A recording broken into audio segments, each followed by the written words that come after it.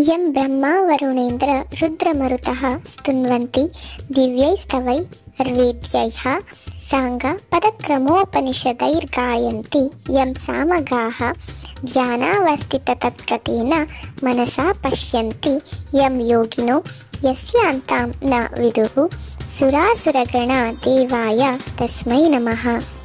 ಯಾರನ್ನು ಬ್ರಹ್ಮ, ವರುಣ, ಇಂದ್ರ, ರುದ್ರ, ಮರುದ್ಗಣಗಳು ದಿವ್ಯಸ್ತವಗಳಿಂದ ಸ್ತುತಿಸುತ್ತವೆಯೋ, ಯಾರನ್ನು ಸಾಮಗರು ಅಂಗ, ಪದಕ್ರಮ, ಉಪನಿಷತ್ತು ಇವುಗಳಿಂದ ಕೂಡಿದ ವೇದಗಳಿಂದ ಗಾನ ಮಾಡುತ್ತಾರೆಯೋ, ಯಾರನ್ನು ಯೋಗಿಗಳು ಧ್ಯಾನಿಸುವರೋ, ಯಾರ ಅಂತ್ಯವನ್ನು ಸುರಾಸುರಗಣಗಳು ತಿಳಿಯಲಾರವೋ ಅಂತಹ ದೇವನಿಗೆ ನಮಸ್ಕಾರ. ಇಲ್ಲಿ ದೇವರನ್ನು ಬ್ರಹ್ಮ, ವರುಣ, ಇಂದ್ರ, ರುದ್ರ ಮುಂತಾದವರು ಸ್ತುತಿಸುವರು. ಭಗವಂತನನ್ನು ಸ್ತುತಿಸಬೇಕಾದರೆ ಅವನನ್ನು ತಿಳಿದುಕೊಳ್ಳುವ ಯೋಗ್ಯತೆ ಇರಬೇಕು, ಅವನ ಹತ್ತಿರ ಹೋಗಿರಬೇಕು. ಅಂತಹ ವ್ಯಕ್ತಿಗಳಿಗೆ ಮಾತ್ರ ಸಾಧ್ಯ. ಜೀವನದ ವಿಕಾಸದ ಏಣಿಯಲ್ಲಿ ತುತ್ತ ತುದಿಯನ್ನು ಮುಟ್ಟಿದಂತಹ ವ್ಯಕ್ತಿಗಳು ಸ್ತುತಿಸುತ್ತಿರುವರು. ಇದು ಬುದ್ಧಿ ಪ್ರಧಾನವಾದುದು. ಅನಂತರ ಅವನನ್ನು ಗಾನ ಮಾಡುವವರು ಬರುವರು. ಗಾನಭಾವದಿಂದ ಹೊರಹೊಮ್ಮುವುದು ನಮ್ಮ ಹೃದಯ ತಂತಿಗಳನ್ನು ಭಗವಂತನ ಬೆರಳು ಮಿಡಿದಾಗ ಕಾವ್ಯ ಗಾನದಂತೆ ಹೊರಹೊಮ್ಮುವುದು. ತತ್ವವು ಇಲ್ಲಿ ಕಾವ್ಯಾವೇಶದಲ್ಲಿ ಬರುವುದು. ಉಪನಿಷತ್ತುಗಳೇ ಉದಾಹರಣೆ. ಇಲ್ಲಿ ಬರುವುದು ಒಂದು ದರ್ಶನ, ಅನುಭೂತಿ. ಇದು ಕಾವ್ಯಮಯವಾಗಿ ಮೂಡಿಬಂದಿದೆ. ಅನಂತರ ತತ್ವ ಬಂದು ಈ ಅನುಭವಗಳನ್ನು ತೆಗೆದುಕೊಂಡು ಇದನ್ನು ಒಂದು ಸಿದ್ಧಾಂತವನ್ನಾಗಿ ಮಾಡುವುದು. ಮೂರನೆಯದೇ ಯೋಗಿಯ ಅನುಭವ. ಚಿತ್ತವನ್ನು ನಿರೋಧಿಸಿ ಅಂತರ್ಮುಖ ಮಾಡಿ ಪರಮಾತ್ಮನ ಮೇಲೆ ಕೇಂದ್ರೀಕರಿಸುವನು. ಅದರಲ್ಲಿ ತನ್ಮಯನಾಗುವನು. ತನ್ನ ವ್ಯಕ್ತಿತ್ವವನ್ನು ಅದರಲ್ಲಿ ಮುಳುಗಿಸುವನು.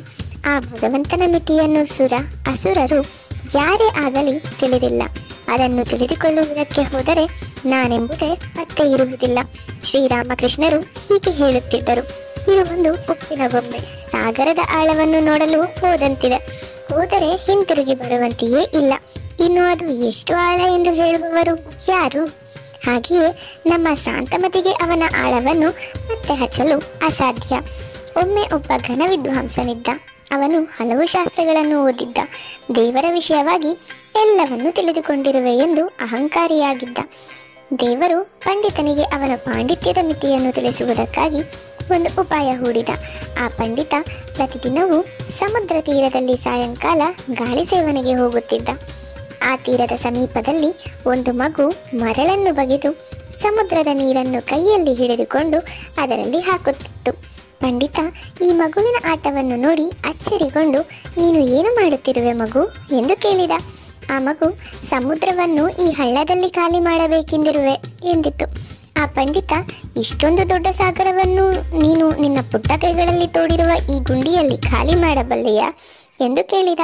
ಅದಕ್ಕೆ ಆ ಮಗು, ನೀನು ನಿನ್ನ ಚಿಕ್ಕ ತಲೆಯಲ್ಲಿ ದೇವರ ವಿಷಯವನ್ನೆಲ್ಲ ಅಡಗಿಸಲು ಸಾಧ್ಯ ಎಂದು ಭಾವಿಸಿದರೆ ನಾನು ಏತಕ್ಕೆ ಇದನ್ನು ಮಾಡಲು ಸಾಧ್ಯವಿಲ್ಲ ಎಂದು ಹೇಳಿ ಅದೃಶ್ಯವಾಯಿತು.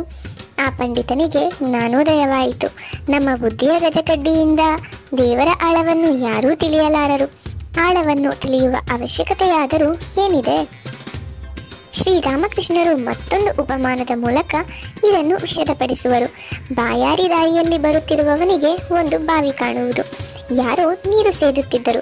ತನ್ನ ದಾಹವನ್ನು ಇಂಗಿಸಲು ಅವರಿಂದ ಒಂದು ಚೆಂಬಿನಲ್ಲಿ ಸ್ವಲ್ಪ ನೀರನ್ನು ತೆಗೆದುಕೊಂಡು ಬಾಯಾರಿಕೆಯಿಂದ ಪಾರಾಗಿ ಹೋಗುವನು. ಬಾವಿಯಲ್ಲಿ ಎಷ್ಟು 1000 ಗ್ಯಾಲನ್ ನೀರಿದೆ ಎಂಬ ಪ್ರಶ್ನೆಯನ್ನು ಕೇಳುವ ಪ್ರಸಂಗವೇ ಬರುವುದಿಲ್ಲ ಅವನಿಗೆ. ಹೀಗೆಯೇ ಭಗವಂತನನ್ನು ಅಪಾದ ಮಸ್ತಕ ಪರ್ಯಂತರ ನಾವು ತಿಳಿದುಕೊಳ್ಳಬೇಕಾಗಿಲ್ಲ. ಹಾಗೆ ಪ್ರಯತ್ನ ಪಟ್ಟರೆ ಯಾರೂ ಈ ಸಾಹಸದಲ್ಲಿ ಜಯಶೀಲರಾಗಲಾರರು. ಅವನು ನಮಗಿಂತ ಆಳ. ಅವನ ಸ್ವಲ್ಪ ಕೃಪೆ ಸಾಕು ನಮ್ಮನ್ನು ಸಂಸಾರ ಬಂಧನದಿಂದ ಪಾರು ಮಾಡಲು. ಇಂತಹ ಭಗವಂತನಿಗೆ ನಮಸ್ಕರಿಸುವುದರೊಂದಿಗೆ ಗೀತೆಯ ಅಧ್ಯಯನ ಪ್ರಾರಂಭವಾಗುತ್ತದೆ.